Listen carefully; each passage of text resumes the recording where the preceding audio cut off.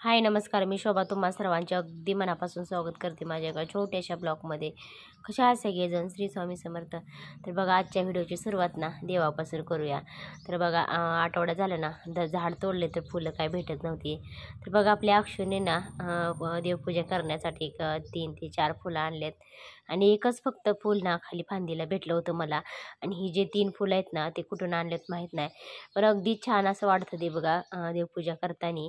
तर ते उंबऱ्याची पण ना पूजा वगैरे केली, रांगोळी काढली. तर बघा, सकाळी सकाळी असं पाणी आले, पाणी सुटलं ना काय करावं काय नाही तेच कळत नाही, इतकी धावपळ होती. तर माझा आतमध्ये स्वयंपाक पण चालू आहे आणि पाणी पण भरायचं. तर बघा, आज ह्यांना पाटं 5 वाजताच भाडं आलं, तर ह्यांनी पण घरी नव्हते.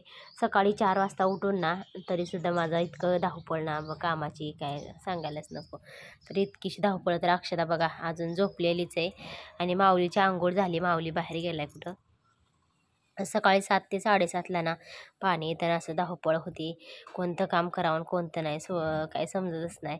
आणि बघा, अक्षता पण उठली ना तर ती पण मदत करते मला पाणी वगैरे भरायला, पण अजून ती उठली नाही. तिचा बराचसा टाईम असता, 8-8:30ला उठते ती. आणि माऊली उठतो लवकर, पण माऊली काही कामाला मदत करत नाही काय नाही.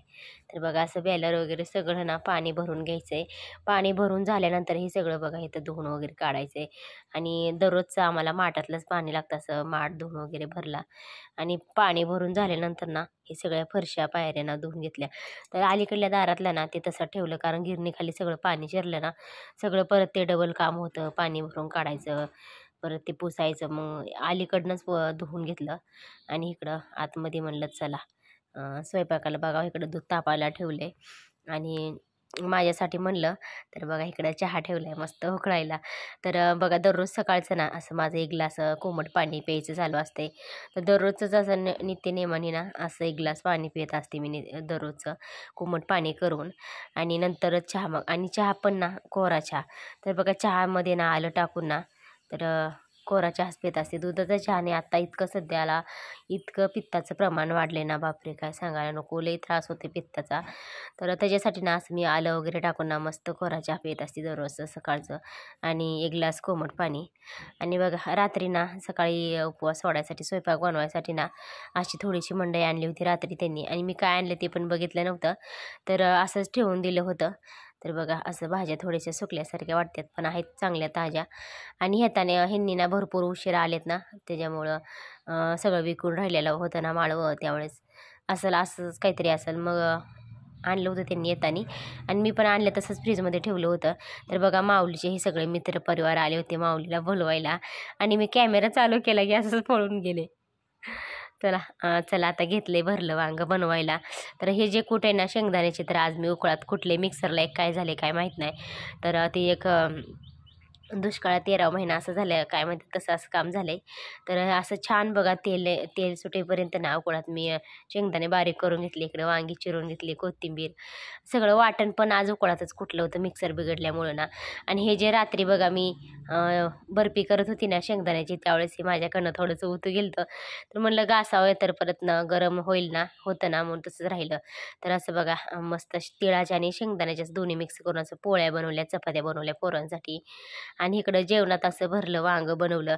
आणि 2-3 मिरच्या होत्या बघा, ढोबळी मिरच्या. म्हणलं जाऊ द्या, कुठं तर पडून जाईल ना, खराब होऊन जाईल, म्हणून ते असं मस्त तेलात ना थोडंसं तळून घेतलं. 2 मिरच्या साठी ना खराब होते ना, मग त्यासाठी 3 दिवस झालं चाललं होतं ना माझं आकाड तळायचं. तर म्हणलं चला एकदाच आज ना बनवायला घेऊया. तर बघा, असं तिखट पुरी बनवण्यासाठी ना अशी इकडं कोथिंबीर घेतली मस्त असं निवडून. आणि इकडं ना मिरची, लसूण, जिरी, ओवा असं पेस्ट करून घेतलेले. आणि इकडे बघा असं मैदा आणलाय. तर म्हणलं चला आता चाळूनच बनवूया. आणि बस, बाकी मीठ. तर एवढं साध्या सोप्या पद्धतीत ना बनवायच्यात आपल्याला पुऱ्या. आणि अगोदर ना थोडंसं करंजाचं पीठ मळून घेते. दिवसभर बी बघा वेळ भेटत नाही, आणि मिशनीवर पण बसायला लागते. आणि म्हणलं चला अक्षत आहे ना घरी आज लाटून देईल. आणि दिवसभर पण वेळ भेटत नाही नसल्यामुळं ना आज मला संध्याकाळीच बनवावं लागलं, कारण आणि गिरण पण चालू आहे. पण ही आज ना आलेत लवकर, 7 वाजता चालेत. म्हणलं चला असं थोडं थोडं करून ना, अगदी थोडंसं ना इकडं मी तूप कढवायला ठेवलं आहे. असं बघा. आणि थोडंसं इकडं ना मैदा घेतलाय चाळून, आणि सारण पण रात्रीच करून ठेवले. दिवसभर पण वेळ भेटत नाही, हे काम ते काम, आणि गवताला वगैरे जायचं परत, आणि एकटीला बघा असलं काही कामं पण करू वाटत नाही. थोडंसं ना ओवा टाकला हातावरती चुरगळून, थोडंसं तीळ टाकलेत, आणि एकदम बारीक चिरलेली कोथिंबीर, मीठ, थोडीशी हळद, जे आपल्या घरामध्ये मसाले आहेत ना तेच मसाले टाकलेत. आणि हे जे पेस्ट केलेले बघा हे एवढे, तर एकदम साध्या सोप्या पद्धतीत ना असं आपल्याला तिखट पुरी बनवायची आहे. आणि हे बघा हे ना असं थोडंसं ना मी तेल कडवून घेतलेलं आहे. चला आता मळून घेते. चला झालं एकदाचं मळून, इकडं तिखट पुरीसाठी आणि इकडं ना थोडंसं बघा करंज्यासाठी. आणि आता एक 10 ते 15 मिनटं ना असं भिजत ठेवून मला स्वयंपाक बनवायचा आहे. तर थोडासा स्वयंपाक बनवायचा मला, तोपर्यंत ना असं पीठ मळून घेऊया. आणि पीठ पण ना तोपर्यंत चांगलं भिजल. आणि इकडं बघा आपल्या अक्षूचं चाललंय ना भेळ बनवायचं. आपल्या अक्षूची एकदाचं भेळ बनवून, आणि तोंडी लावण्यासाठी ना असं टोमॅटो, कांदा असं गोलगोल ना चिरलेलं आहे.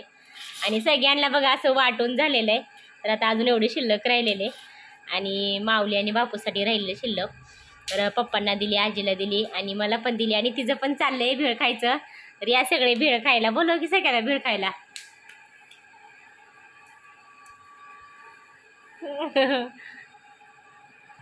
या सगळे भेळ खायला ना. आपल्या तिखट पुऱ्या ना लाटायला घेतल्या आपल्या अक्षूनं. असं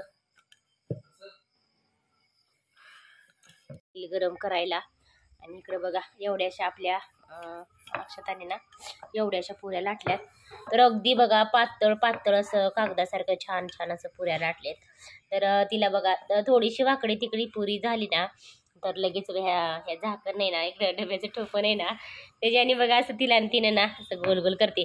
तर लहानपणी ना आम्ही सुद्धा असंच करायचो. तर आम्हाला ज्यावेळेस येत नव्हतं ना वाकडे तिकडे चपाती लाटायला येत होती ना, वाकडी तिकडे चपाती आली का आम्ही पण ना असंच कशाने ना ताटाने वगैरे कशाने तर ना असं गोल गोल करून घ्यायचं. बघा जी पुरी गोल येते ना ती पुरी तिनं ठेवली, आणि जी पुरी गोल येत नाही ना तिनं असं गोल गोल नाही का झाकणाने डब्याच्या असं केलेले, कट केलेले. तर आम्ही सुद्धा असंच करत होतो बघा लहानपणी.